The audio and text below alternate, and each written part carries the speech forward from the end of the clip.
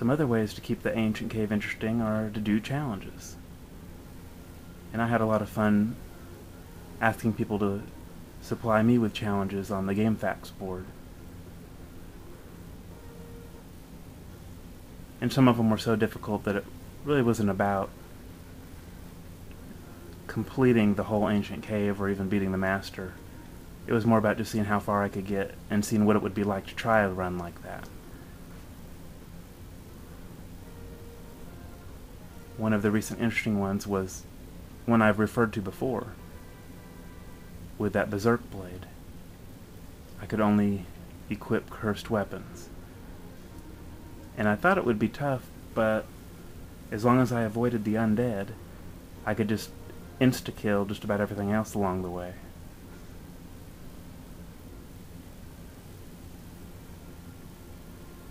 So I was able to complete that one. Another thing you can do, of course, is shorter parties and bringing in no blue chests. Auron and I have both done no armor complete runs. And then even once you've finished a run, say a 2-man run, keep track of what your experience level is, because you could try it again later and try to beat your previous experience level. For example, I've completed 2 solo runs. Ooh, that Firebird will be nice. I've completed 2 solo runs, so why would I want to do one again? Well, one, it's challenging, and second is I can try to beat my previous high. Right now my high is 55.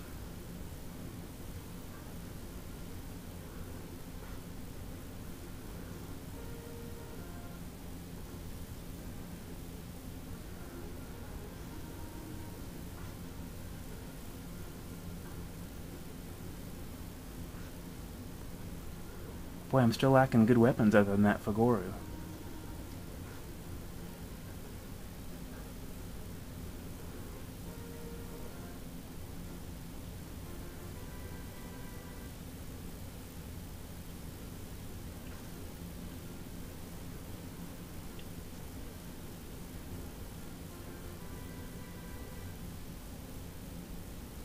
Something elemental would be nice.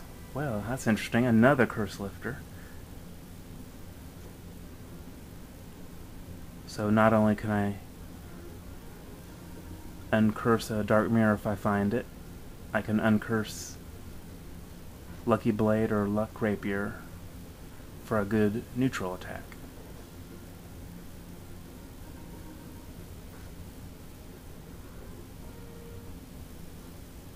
Assuming I find any.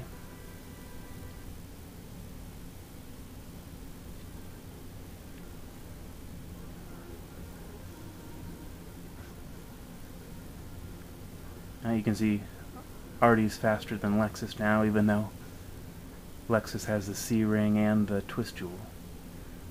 But overall, Lexis, I'm not sure how different he is from Maxim in his base stats.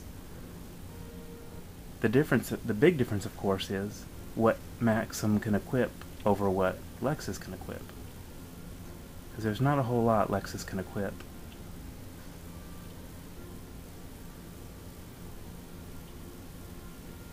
I'm trying to think, other than the Fagoru, what's a more powerful weapon that he can use, and there's like Battle Driver, but that's only an attack on one enemy, and the Water Spear. That's all I can think of off the top of my head. Another blue chest? Ooh.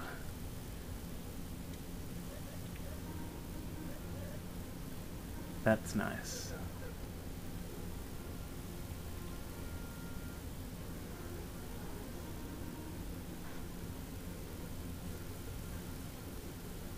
Can't remember if I ended up getting the Sky Sword in my last run or not.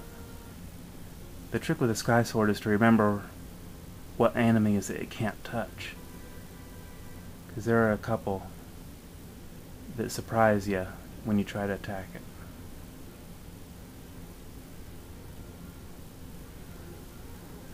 I remember one time I thought I was going to have an easy battle against a pair of high Hedoras, and I thought my Sky Sword would be the finishing blow, and it turns out they were not, or they were protected against it.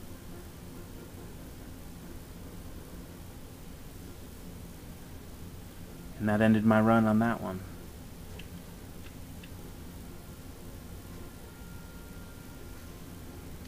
And actually, there's an enemy right there. That was a mistake. There's an enemy right there. The Sand Gorham is protected against thunder.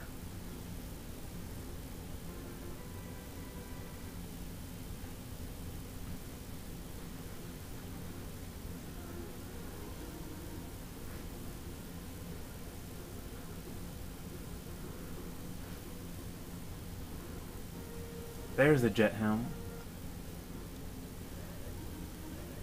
I can't even remember who can have it. I'll go ahead and put it on Lexis.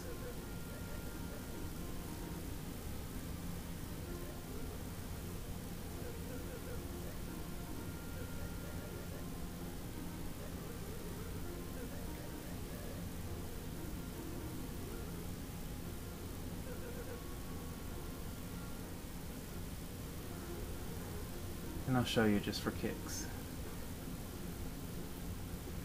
Oh, that's interesting. I forgot about that. Since these guys are kind of protected against elemental attacks, it made Lexis's attack almost worthless.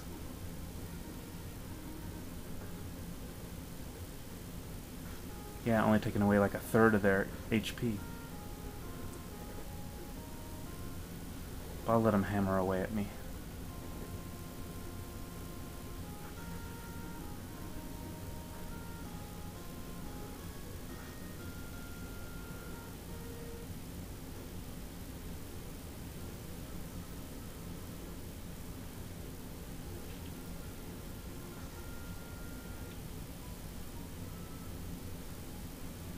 So I'm already into the 20s, and I didn't find some of my favorite weapons. Burn Sword, Silvo Rapier, Cold Rapier.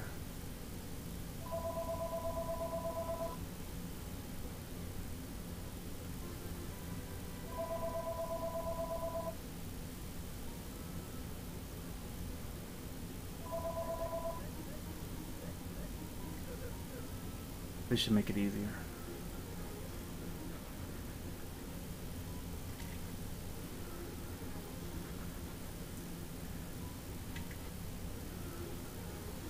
Forget it.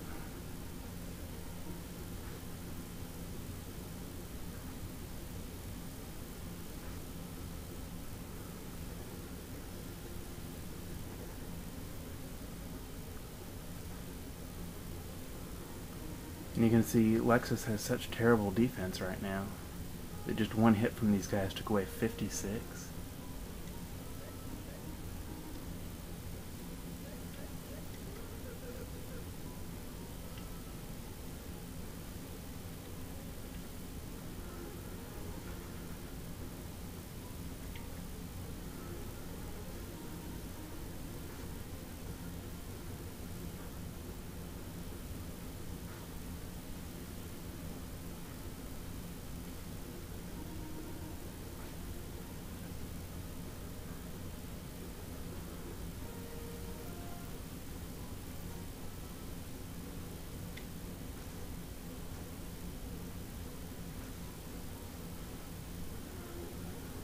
Did I end up skipping a deadly armor back there?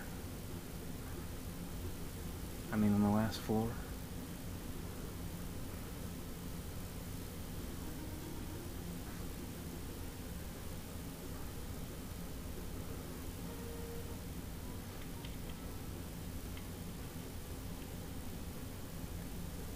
Now, usually a Fugoru would not do much damage against this deadly armor, but when we have the C ring, it will, and I'll show you right after this.